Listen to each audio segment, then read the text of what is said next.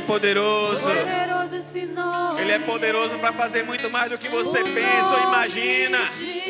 Oh, aleluia. O que você está esperando para se curvar diante desse nome? Você está esperando para se curvar diante desse Deus? Aleluia. Não há o que temer. O nome de Jesus. És invencível, inigualável, hoje pra sempre reinará. E teu é o reino, e tu é a glória, e acima de todo nome está. Poderoso esse nome é. Oh, aleluia. O que é grande na sua vida é uma enfermidade. Esse nome é maior e mais poderoso que qualquer enfermidade.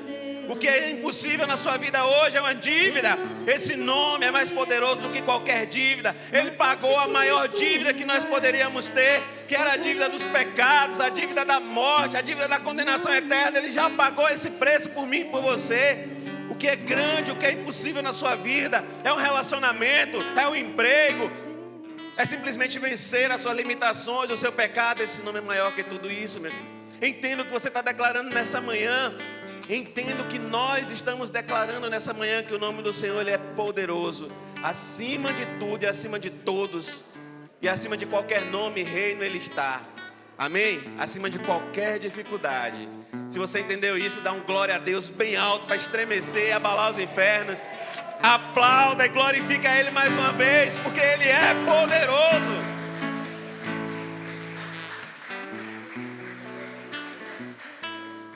E Ele é real na minha e na sua vida. Amém? Obrigado, glória a Deus pela vida de vocês. Podeis assentar, fique à vontade.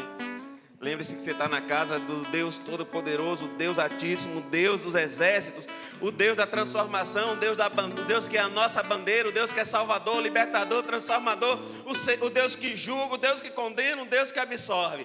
Mas acima de tudo, Ele é o nosso Pai e um Pai de amor. Amém?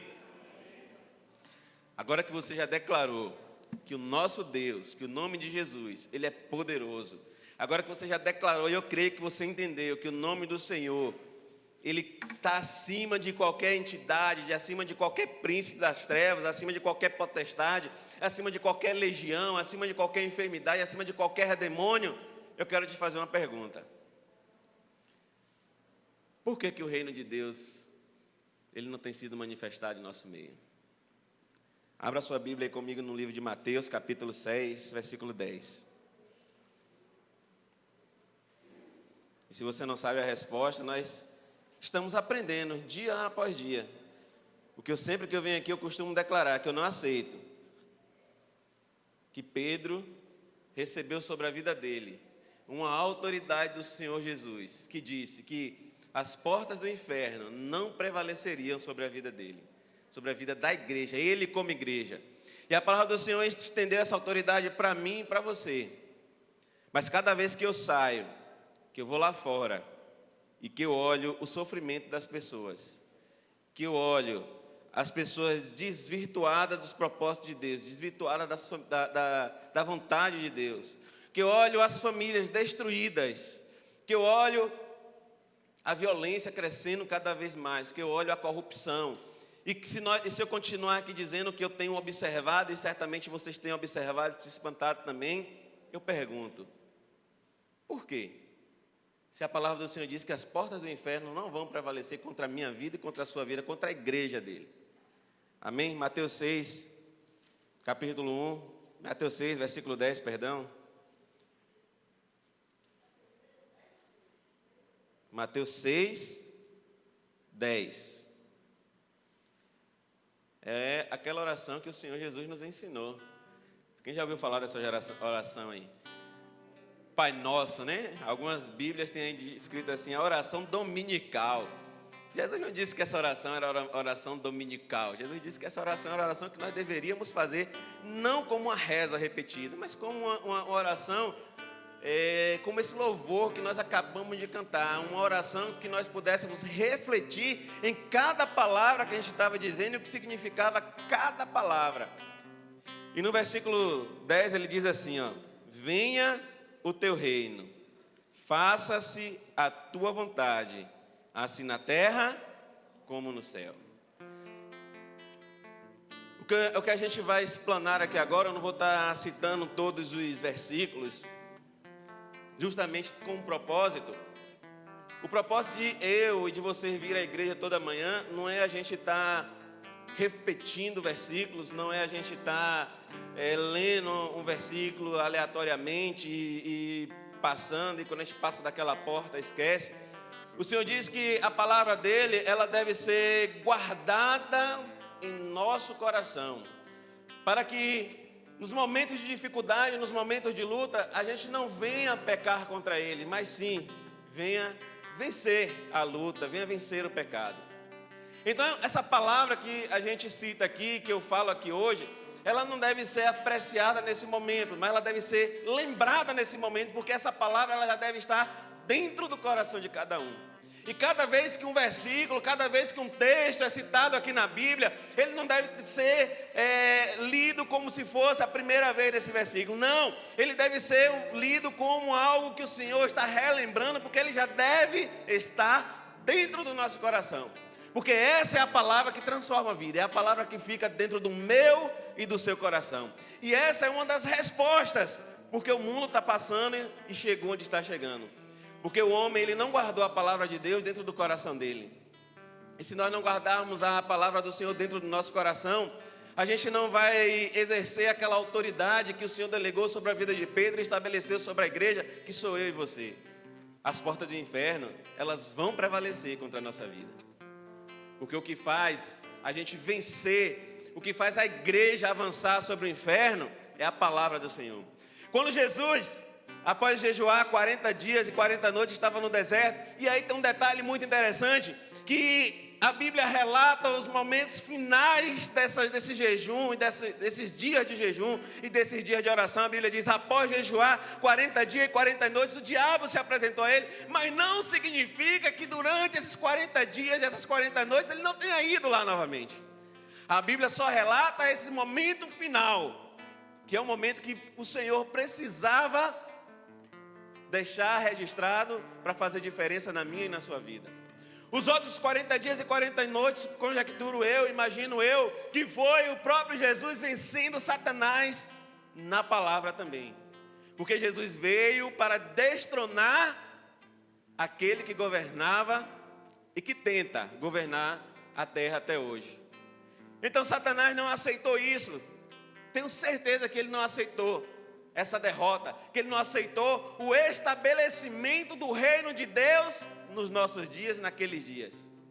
Você acha que ele aceitou isso? Você acha que ele vai aceitar a sua vitória? Você acha que ele vai aceitar a sua prosperidade? Você acha que ele vai aceitar a sua transformação assim, como quem não é nada? Não vai, meu irmão. Ele não aceitou a vitória de Jesus, ele não aceitou o reino de Deus estabelecendo na terra, e não vai aceitar, e ele não vai aceitar a minha e a sua transformação nunca, porque é o papel dele, destronar e destruir, tanto a Deus Pai, quanto Deus Filho e quanto Espírito Santo, porque desde o princípio, o objetivo dele foi estar no lugar de Deus, e o reino de Deus, o reino dos céus, não existe se não tiver súditos. O reino de Deus não existe se não tiver súditos. Você é um súdito, você é um membro, você é um participante desse reino de Deus. Dá uma glória a Deus. Amém. Então o reino de Deus ele está se estabelecendo na terra, pela minha vida, através da minha vida e através da vida de cada um de vocês. Mas reinos, humanamente falando, eles podem ser conquistados, eles podem ser derrubados, eles podem ser abalados. Mas a palavra do Senhor diz que o reino de Cristo, o reino de Jesus, ele é sempre, ele é eterno. E se eu creio na palavra de Deus, eu tenho que entender o que isso significa.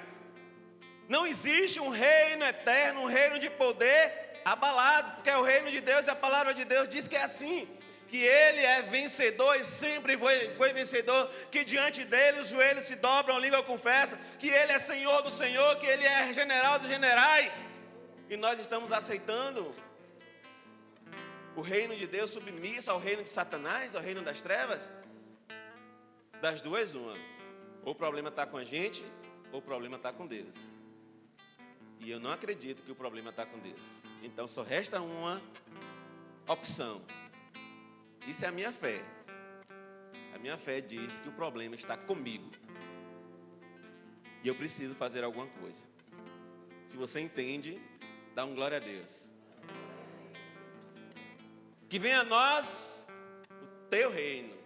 E que seja feita a tua vontade, a vontade do Pai. Outro motivo para que o reino do Senhor não tenha se estabelecido na velocidade que deveria estar se estabelecendo é essa. É a vontade do Pai. Quantas vezes nós declaramos, Senhor, que seja feita a tua vontade, mas na hora que o Senhor contraria a nossa vontade, você diz, essa não é a vontade de Deus. A vontade do Pai, ela só é boa na nossa vida, ela só é perfeita e agradável na nossa vida quando ela condiz com a nossa vontade.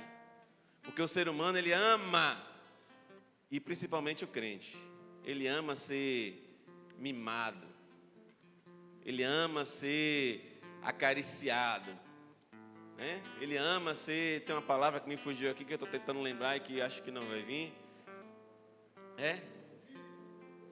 exclusivo. Mas nós somos exclusivos, sim, mas não nesse sentido que o ser humano quer, né? Eu tenho as situações que a gente que lida com muita gente no dia a dia e é chato dizer isso, mas é difícil trabalhar com crente, é difícil trabalhar com cristão. Infelizmente, cristão é o povo que menos produz, não agravando a todos, existem, é claro, exceções. Cristão é o povo que pouco produz, cristão é o povo que... Cristão não, perdão, retiro a palavra. Crente, cristão não, cristão tem outro posicionamento diante de Deus. Mas o crente produz pouco, crente não ouve, crente só quer fazer dentro da empresa, dentro do negócio, dentro do cliente o que ele acha que deve fazer, não tem respeito pelo patrão, não tem respeito. Infelizmente é uma verdade, mas por quê? Porque nós fomos ensinados assim, que crente pode tudo, que crente ora a Deus e as coisas acontecem, que ele não tem que correr atrás. Nós fomos ensinados que se o crente botar uma Bíblia debaixo do braço e sair por aí falando, as coisas vêm até ele. Não é assim. No tempo de João, quando João estava pregando lá, Jesus, o reino é tomado à força, meu irmão. Desde os tempos de João, e que quando Cristo chegou, estabeleceu poder sim, para nós vencermos sim, mas ele disse que há aflição, que o trabalhador é digno do seu salário. Existem regras, e nós estamos pulando essa regra. E quem tem pagado isso? A família. Quem tem pagado isso? O nosso país. Quem tem pagado isso? Os nossos filhos. Quem tem pagado isso? Os nossos irmãos, meu irmão. Mas alguém precisa dizer basta. E eu creio que Deus levantou pessoas, que se você está aqui nessa igreja ouvindo essa palavra hoje, e essa palavra ela pode até parecer dura. Eu falo sempre com minha esposa, Deus me dá umas missões. Deus me dá umas missões. Mas não é uma missão difícil, sabe por quê? Porque é o que está escrito. E se você disse assim um dia, Senhor, eu te aceito como meu Senhor e Salvador. É como um casamento, quando você está lá diante do altar com a pessoa, eu te aceito, você aceita o problema, aceita a dívida, aceita a dor, aceita a arrogância, aceita o espinho, aceita tudo. Quando eu disse eu aceito Jesus, veio a aflição junto, veio o preço da oração, veio o preço do jejum, veio o preço da palavra, veio o preço da correção. O problema é que ninguém diz isso, ou poucas pessoas dizem isso. Mas nós precisamos se levantar como geração que vai e que está fazendo a diferença na terra. Você é essa geração, dá uma glória a Deus. Você crê que depois de você, os seus filhos, os seus netos e as pessoas que estão ao seu redor, elas jamais serão a mesma, mas serão pessoas exemplares, transformadoras e poderosas que estabelecerão e que viverão o reino de Deus. Dá um aleluia. Sou eu e você, meu irmão. O mundo ele não pode ser mais do jeito que é depois de mim, depois de você. O mundo ele não pode ser mais a nossa casa, a nossa família, o nosso bairro, a empresa que nós trabalhamos. Ela não pode mais ser mais a mesma depois de mim, depois de você, depois dessa palavra, meu irmão.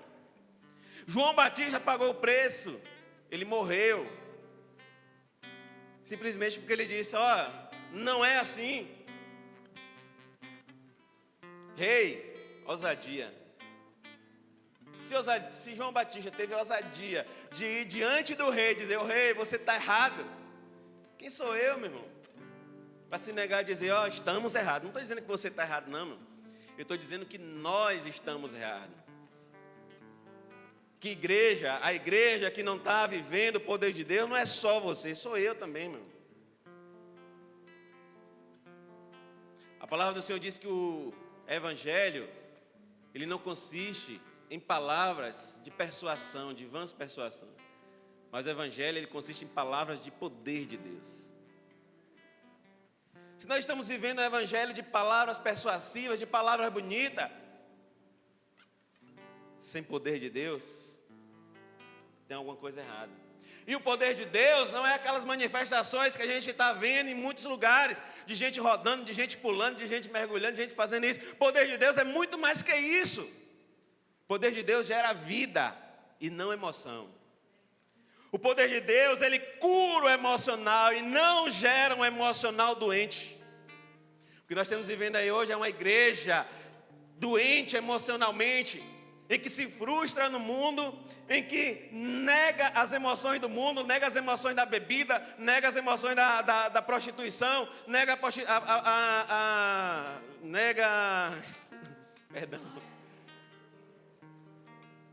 a alegria de curtir, de viver, e vai para a igreja, mas não é uma pessoa transformada. E aí dentro da igreja, ela arranja meios de substituir as emoções de lá de fora por emoções aqui dentro. Ele arranja meios de suprir a frustração do poder que ele queria ter lá fora. Queria ser um chefe, queria ser um gerente, queria ser alguém que dominava. Ele é frustrado lá fora porque ele não tem capacidade, talvez não seja nenhum dom dele. Aí ele vem para a igreja exercer aquilo que ele é frustrado lá na vida dos outros. E aí é o pastor colocado sem autoridade, sem o dom, sem o propósito de Deus, sem o chamado. E tudo isso vem enfraquecendo aquela igreja poderosa que Jesus constituiu lá. Pouquinho. E esse pastor, esse líder, esse irmão, não estou falando aqui de título, estou falando de posição, e a posição de influência é simplesmente quem influencia. A pessoa que está do seu lado está te influenciando desse jeito, então ela é autoridade na sua vida nesse momento e autoridade para delegar algo ruim. E desde aquela época ele vem trabalhando isso. E aí vem minando o poder da igreja, vem enfraquecendo o poder da igreja. E aí vai entrando pelas casas, pelos lares. Um homem frustrado diante da presença de Deus é um pai frustrado. Uma mulher frustrada diante da presença de Deus é uma mãe frustrada. É um profissional frustrado. A empresa não cresce, o país não cresce, a família não se estabelece. E aí a gente chega na Barra, como eu tive com o Paulo essa semana lá, e a gente ficou fazendo umas contas lá, a olho nu, e a gente volta assustado. Porque o número de pessoas desvirtuadas dos propósitos de Deus é infinitamente maior do que aqueles que estão verdadeiramente vocacionados. E vocês sabem do que eu estou falando. Como nós vamos transformar? Como uma igreja vai avançar? Como uma igreja vai prevalecer sobre as portas do inferno numa situação dessa? Como? Através da minha e da sua vida. Porque a palavra do Senhor diz que é a oração de um justo. Você é justo? Você é justificado pelo sangue do Cordeiro? Dá um glória a Deus. Pronto. Todos vocês que deram glória a Deus, a sua oração, ela pode muito, mas muito quanto aos seus efeitos. Mas se nós não tomarmos posicionamento, né, como a palavra diz, a palavra oração diz, orar sem cessar, orar mais ação, orar, né, no intuito de buscar intimidade. Entra no teu quarto, cerra a porta, fecha a porta e converse com Deus. Oração é intimidade. Oração é secreto, né, pastora? A oração que a gente faz aqui, pública, é aquela oração, aquele clamor que você não pode fazer na sua casa. É um clamor. A Bíblia diz que onde 2 ou mais concordarem acerca de um propósito, ligando na terra, ele seria ligado no céu, e o Senhor ouviria. Então a oração que nós fazemos aqui é a oração pública, é a oração de concordância, é a oração para que a gente ligue na terra um propósito, é a oração que liga a palavra que diz que você tem poder e autoridade. É a palavra que liga dizendo que você é a igreja e que as portas do inferno não prevalecem sobre a sua vida. Mas o exercer dessa oração se dá na sua casa, se dá no seu trabalho, onde eu, a pastora, o pastor Fábio, o bispo, a gente não está.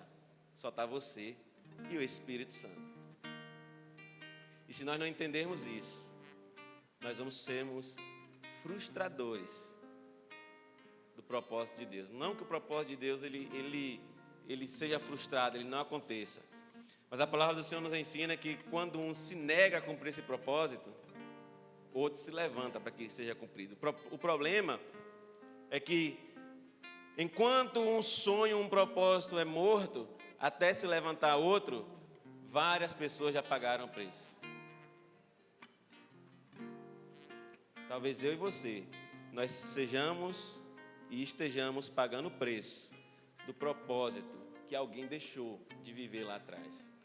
Talvez o que eu e você, talvez o que você esteja hoje tendo como impossível, é o preço de alguém que renunciou lá atrás, seguir e servir o propósito do Senhor.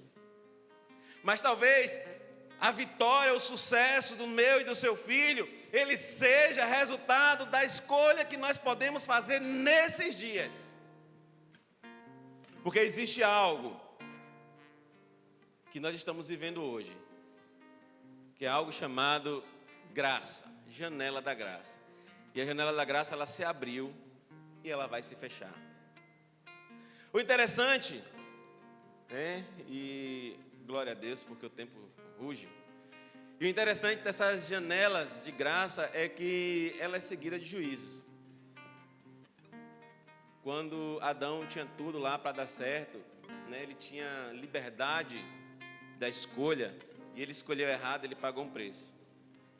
Quando a geração de Noé teve a escolha de entrar na arca ou não, e ela escolheu não entrar, essa geração pagou um preço. Sodoma e Gomorra, quando teve a opção de abandonar e de seguir só uma família escolheu sair, Sodoma e Gomorra pagou o preço.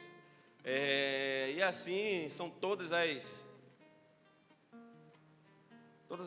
janelas de salvação que foram abertas. No Egito, quando saiu da escravidão para viver a Páscoa, passar pela Páscoa, entrar na terra prometida, aquela geração que não entendeu isso, que não viveu isso, ela pagou um preço. E eu creio, meu irmão, isso é coisa minha, que a graça, ela abriu uma janela imensa. Tanto é que não é pelo que eu faço, nem pelo que faz. Isso é dom de Deus e é de graça. Basta você crer e viver isso. Mas ela vai se fechar. E depois que ela se fechar, haverá um preço. Uma geração vai pagar o preço por isso. O problema é que o que nós estamos fazendo? Será que nós não estamos sendo aquele que está colocando essa geração, nessa conta? Quando nós não negamos, a Bíblia diz que como ouvirão se não há quem pregue?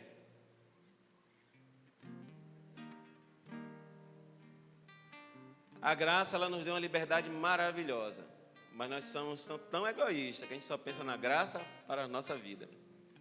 A gente esquece que a graça é para todos. E para finalizar, pulando muita coisa, Jesus, ele está conversando com os discípulos, e aí ele começa a falar das coisas que seguiriam.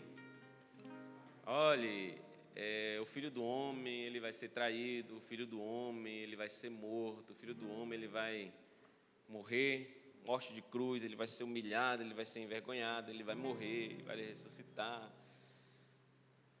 E aí, de repente, Pedro se levanta de lá e diz: não, Senhor, eu nunca vou abandonar Nunca vou te abandonar. E aí Jesus olha para ele e diz assim: para trás de mim, Satanás. Sabe por quê? Pedro, ele acabava de receber uma palavra de poder sobre a vida dele. Ele acabara de receber uma palavra de autoridade, onde Deus disse, olha, Jesus disse para ele, Deus, o próprio Espírito Santo falou com ele, olha, eu te constituo igreja pedra de esquina, uma igreja em que as portas do inferno não vão prevalecer. E diante de todas as circunstâncias, eu creio que ele começou a se achar alguma coisa. Porque o próprio Deus deu uma missão, deu uma palavra sobre a vida dele. E o próprio Deus, ele continua dando missões e palavras nas nossas vidas. O problema é que muitos de nós fazemos como Pedro fez. Sou eu. Eu sou o cara. Isso não vai acontecer. Porque eu sou cheio do poder de Deus. Mas Deus levanta também um que diz assim, para trás de mim, Satanás.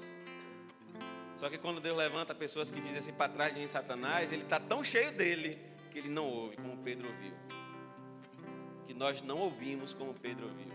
E aí começa a frustração da igreja que não tem poder, da igreja que não tem autoridade. Mas não porque ela não esteja debaixo desse poder, debaixo dessa autoridade, simplesmente porque ela não aceita e não vive, e não se permite viver esse poder e essa autoridade. E aí o interessante é que o tempo vai passando e nos dias que se seguem, Pedro, quando deve ter entrado em conflito, em parafuso e nega o Senhor 3 vezes, ele diz, a palavra do Senhor se cumpre, ele começa a ficar sem entender, e aí quando ele pensa que não, Jesus morre, ressuscita, e depois da ressurreição ele entende o padrão que Cristo tinha acabado de estabelecer sobre a igreja. Um padrão de pai, um padrão de sacrifício, um padrão de irmão, um padrão de profeta, um padrão de autoridade, um padrão de alguém que deveria dar a vida pelo outro. E Pedro entende isso de tal forma que ele começa a transmitir essa mensagem. E evidentemente que não na mesma proporção de Jesus, mas os apóstolos, eles dão a vida literalmente pela igreja. E esse foi o padrão que Jesus estabeleceu. Um padrão de um irmão que dá a vida pelo outro. Um padrão de um crente, de um cristão que dá a vida pelo propósito de Deus. Um padrão de um cristão que dá a vida para que o reino de Deus se estabeleça.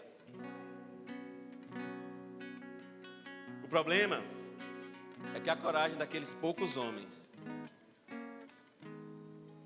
tem sido extinguida a cada dia no nosso meio. E as pessoas simplesmente não têm coragem de dar o pecado interior pela vida da igreja. As pessoas não têm coragem de dar o egoísmo, a sede de poder interior pelo sucesso da igreja. Então o pastor, o líder, o irmão, ele sabe que está errado, mas ele não dá isso em nome da igreja. O irmão, ele sabe que está errado. O irmão, ele sabe que tem que perdoar, mas ele não dá a dureza de coração dele para que a igreja cresça. O irmão, ele sabe que tem que abrir a mão e que ajudar o próximo, mas ele não abre a mão da riqueza dele para que a igreja cresça. Nós temos uma igreja que não dá a vida, nem os bens, nem nada por ninguém. E essa é a causa da igreja não vencer as portas do inferno. E pelo contrário, o que nós vemos hoje em dia é as portas do inferno invadindo as igrejas. Não só a igreja pessoa, mas a igreja templo, como as pessoas dizem. Mas o Senhor está levantando uma geração, e eu creio que essa geração, ela está sendo levantada aqui em Brotas, uma geração madura, uma geração de fé, de coragem, que paga o preço para que o reino de Deus se estabeleça. Vamos colocar de pé? Oh, aleluia, Deus. A tua palavra diz que o evangelho, ele não é palavra de persuasão, não é palavra de engano, não é palavra para animar ninguém, Senhor.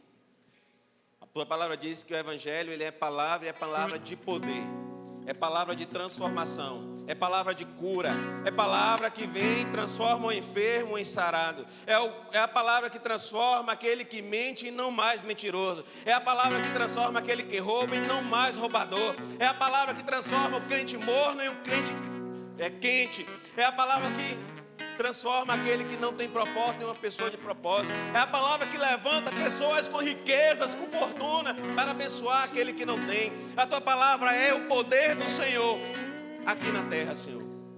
A tua palavra diz que as potestades, que os principados, que os príncipes das trevas, que os governos, eles estão debaixo dos teus pés, Senhor. A tua palavra diz que o Senhor reina sobre reis, sobre príncipes. A tua palavra diz, meu Pai, que o teu reino é eterno. A tua palavra diz que o teu reino ele não é comida, não é bebida. A tua palavra diz que o teu reino não são discussões em vãs, meu Pai, mas que é o poder de Deus, que é a transformação, Senhor. E é por isso que nós estamos nessa manhã clamando aqui, Senhor, para que o Senhor transforme dentro de nós mesmos, Senhor, esse entendimento, Senhor, do que é servir a Ti, Senhor. Para que o Senhor transforme dentro de nós mesmos, meu Pai, aquilo que é o poder do Senhor, meu Pai. Para que o Senhor levante uma igreja sarada, uma igreja transformada, uma igreja que é exemplo e que faz com que as pessoas sintam desejo, que atraiam as pessoas, uma igreja que seja luz, e uma luz atrai as trevas, não para ser como ela, mas para iluminar, mas para transformar, mas para quebrar cadeias, grilhões, para desfazer de julgos, meu Pai. E nós não aceitamos, meu Pai, uma igreja limitada, Senhor. Porque a tua palavra diz, meu Pai, que aquilo que o Senhor fez, que o Senhor deu autoridade para cada um de nós que estamos aqui, e para cada um daqueles que crescem, fizessem de forma maior e de forma mais poderosa, meu Pai. Então eu te peço, meu Pai, em concordância com a igreja, derrama dessa unção nessa manhã, Senhor.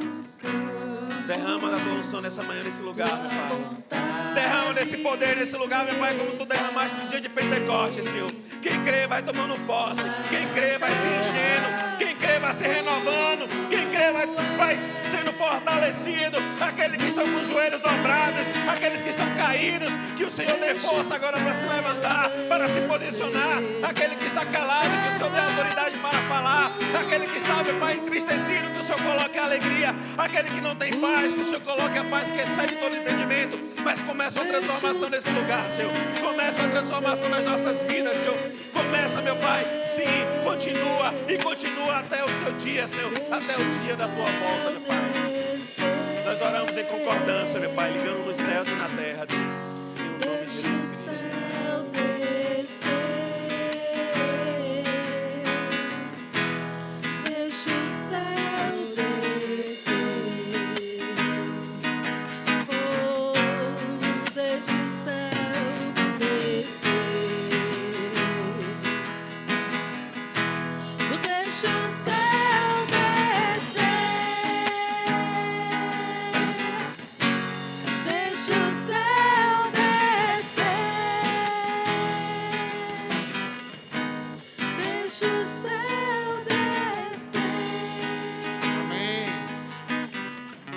Você foi abençoado com essa mensagem, você glorifica ao Senhor. Glória a Deus. Senta um pouquinho, meus amados. Vamos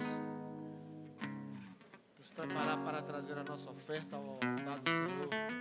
O apóstolo Paulo diz: cada um contribua segundo Deus propor no teu coração, porque Deus ama ao que dá com alegria. E não com tristeza, né? Com alegria. Então você pode pegar um envelope aqui nas colunas. Você pode também usar a maquininha que tem ali, a moderninha.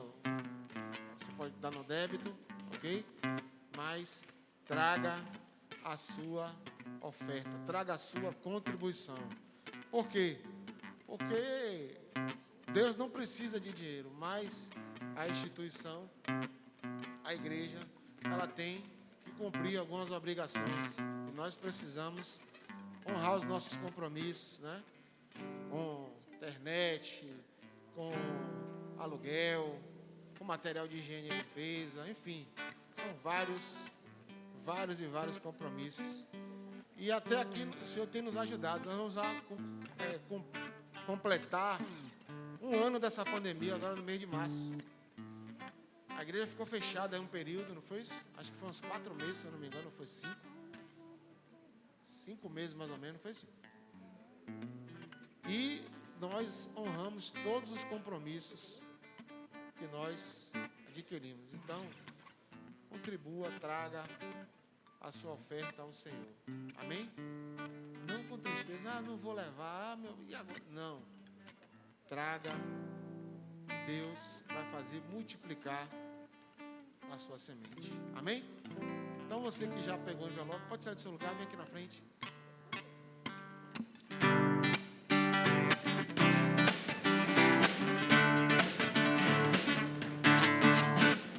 Diante do trono, Senhor, eu quero levar minha oferta de amor.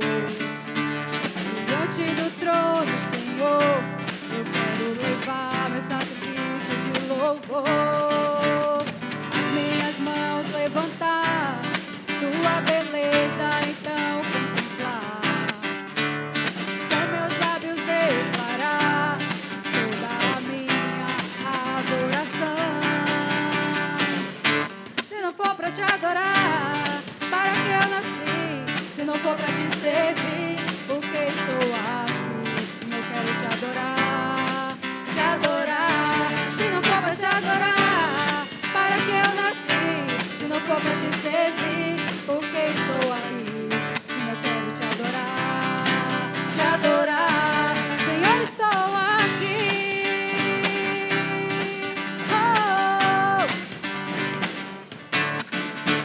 Diante do trono, Senhor, eu quero levar minha oferta de amor. Diante do trono, Senhor, eu quero levar meu sacrifício de louvor. As minhas mãos levantar, tua beleza então contemplar. E com meus lábios declarar toda a minha adoração. Amém. Glória a Deus. Você está feliz? Então estenda suas mãos para cá e vamos apresentar ao Pai. Pai, estamos felizes nessa manhã, Senhor, depois de uma palavra poderosa para as nossas vidas, Senhor. Aqui estão, Senhor, as ofertas trazidas pelo Teu povo. Nessa manhã, pedimos ao Senhor que o Senhor desfaça, anule toda e qualquer consagração desses recursos a qualquer entidade, meu Pai, maligna, e agora se torna santo e separado ao Senhor. Que o Senhor continue a abençoar os Teus filhos, mesmo aqueles que não puderam, nessa manhã, trazerem uma oferta, Senhor. Tu és o Deus da prosperidade e da provisão. Tu és o Jeová Jireh, Senhor.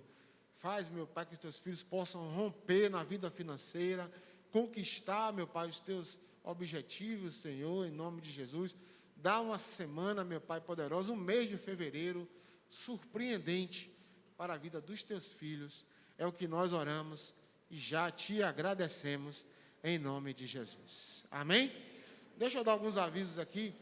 Queridos, nós da Escola de Discípulos do Mevan estamos com as matrículas abertas e nesse semestre nós temos 4 cursos para oferecer: alinhamento vocacional, família e escola do reino, fim dos tempos e o novo módulo que é andar com Deus, tá? Então, esse curso é um investimento que você faz para a sua vida de conhecimento com Deus. Eu preguei na última quarta-feira falando que o profeta Ageu falou: o meu povo está sendo destruído porque lhe faltou o conhecimento. É muito bom a gente conhecer, é muito bom a gente aprender, né? Eu sou pastor, eu tenho que aprender todo dia com vocês e com Deus. Eu não sei tudo, né? Os pastores dessa casa não sabem tudo. E nós temos que ter uma fonte de conhecimento, principalmente em Deus. E este curso é uma oportunidade que você tem para que você possa crescer em Deus, para que sua vida cristã possa estar muito mais ainda alicerçada na rocha que é Cristo Jesus. O valor desse curso é um valor que eu fico até com vergonha de algumas pessoas não podem ter esse valor, né, por questões, está passando por um momento financeiro difícil. Mas tem muita gente que tem condições de fazer esse investimento. Um investimento de R$130 o semestre. O semestre. Então você investe nesse curso, aprende, cresce e ainda compartilha esse conhecimento com outras pessoas. Então você pode pagar no cartão de crédito, você pode pagar no boleto, você pode pagar no Pix, você pode pagar à vista. Então, irmãos, veja o testemunho de muitos irmãos que já estão conosco. Tem irmãos aí que já estão completando o 4º módulo, né? Que começaram desde falando até uma redundância, desde o começo do curso. Então, vou pegar um módulo que eu sou facilitador, que é o alinhamento vocacional. Queridos, aquele curso é fantástico. Toda vez que eu vou ser facilitador, eu aprendo mais no alinhamento vocacional. E eu tenho que me alinhar em quê? Em Deus. Outro curso que eu também sou facilitador é o Família Escola do Reino, que mexe muito com a família. O curso fala de finanças na família, o curso fala de educação dos filhos, voltado para a palavra. O curso fala do posicionamento do marido, da esposa, como a esposa deve se comportar perante o marido. Tudo com a palavra. Nesse curso que a gente faz, a gente trabalha com a Bíblia. Talita está ali, Danúbio está ali que fez, né? Pode dizer isso. Então, meu irmão, faça a sua inscrição. Você pode entrar no nosso site www.ccco.org.br/Mevan. Você vai direto para o link lá, escolhe qual é o curso que você vai fazer, a forma de pagamento que você vai executar e mergulhe, meu irmão, no conhecimento de Deus. Amém? Glória a Deus. Se quiser me procurar no final do trabalho, é só me procurar ali que eu encaminho você para você fazer a sua inscrição. Ok? Tem mais algum aviso aqui que eu quero dar? O pessoal da Ação Social está com a campanha de doação de leite, né? Eles estão juntando esses leites para levar para as crianças do NASCE. O NASCE é o Núcleo de Apoio à Criança com Câncer. E eles precisam realmente tomar muito leite por conta do tratamento que eles fazem, que é a quimioterapia. Ontem eu assisti um filme de um jovem, rapaz, até vou indicar depois a vocês para assistirem, que foi uma história real, que ele tinha câncer. E o sonho dele era ser cantor, ser compositor e cantor de suas músicas. Mas ele morre jovem, estou dando até spoiler, morre com 20 anos de idade. E o curso me impactou muito.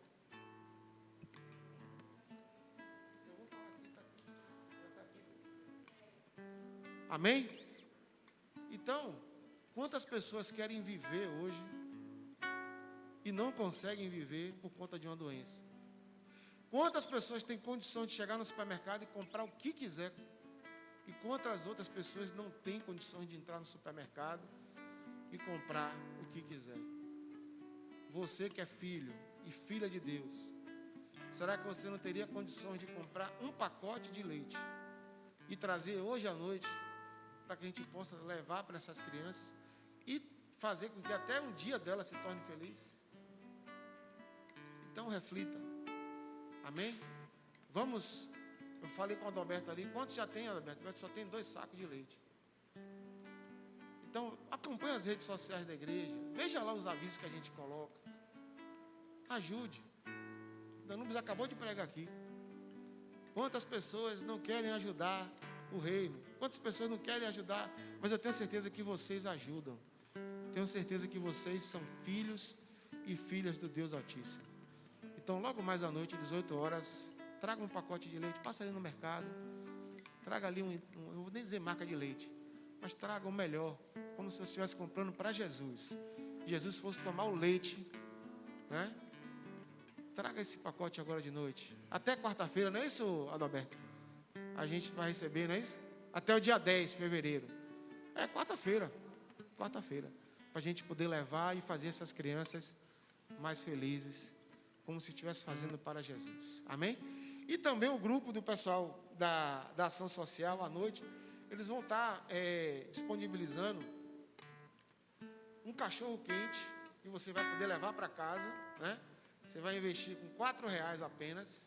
Aí eles vão colocar numa vasilhinha, né? Não sei como é que eles vão colocar o refrigerante, para que você, com esse dinheiro, com esse recurso, você também ajude ao grupo de ação social para movimentar outras ações. Você conhece o grupo de ação social de sua igreja? Você sabe o que é que eles fazem? Sabe quantas cestas básicas são doadas por mês nessa igreja? Procure saber. Pergunte aí. Pergunte por modo aberto. Veja o que está precisando. Vamos ajudar a quem precisa. Amém, irmãos? Não estou dando sermão em vocês, não. Por favor, só estou lembrando. Porque às vezes o crente fica meio, né? Ele está bem, a barriga está cheia de feijão, está tudo bem. Glória a Deus. A gente esquece um pouquinho do próximo. Hein? Eu também estou esperando aquele feijão. Amém, irmãos? Glória a Deus. Então, hoje à noite, o pessoal da ação social vai estar aqui. Você ajuda com R$4. Traz o seu pacote de leite também. A gente não está podendo fazer aquelas distribuições aqui do pessoal das filas do hospital de Maltês por conta da pandemia. Mas a gente pode fazer de outra forma. Ok? Ajudar a quem precisa sem olhar a quem. Vamos ficar de pé. 5 para 11h30. Logo mais à noite, 18 horas, tem mais palavra de Deus, mais unção, mais poder. Danus, obrigado. Pai, nós te louvamos, Senhor, pela tua palavra que foi ministrada através do teu filho nessa manhã. Te louvamos, Senhor, pelos louvores que cantamos e entoamos para ti nessa manhã, Senhor. Leva agora os teus filhos debaixo do talite santo do Senhor e traz de volta à noite aqueles que puderem vir, Senhor, dessa noite. Nos dá, meu Pai, uma tarde abençoada, um dia na tua santa presença, Senhor.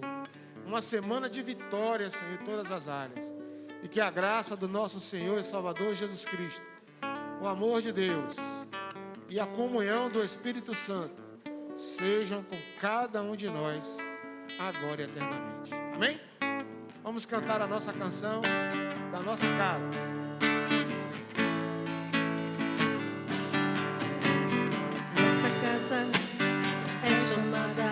Casa de oração.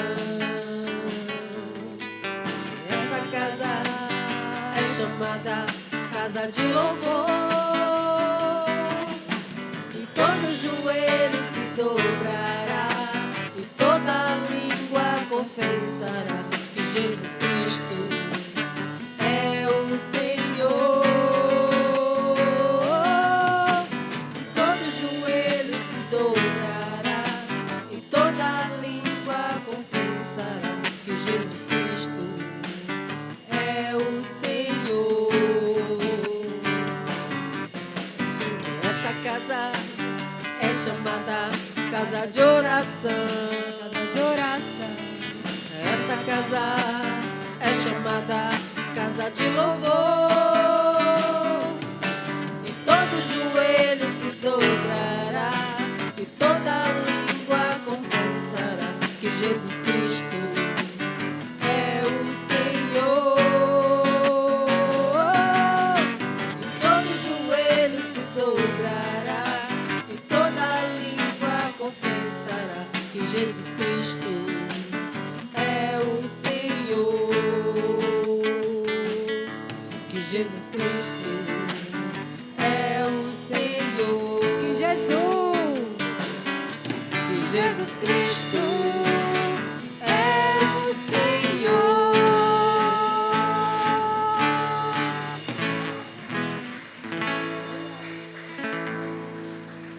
Glória a Deus. Atenção, o pessoal que faz parte da recepção e trânsito. Próximo domingo, 7h30 da manhã, a gente vai ter uma reunião. Você está convidado.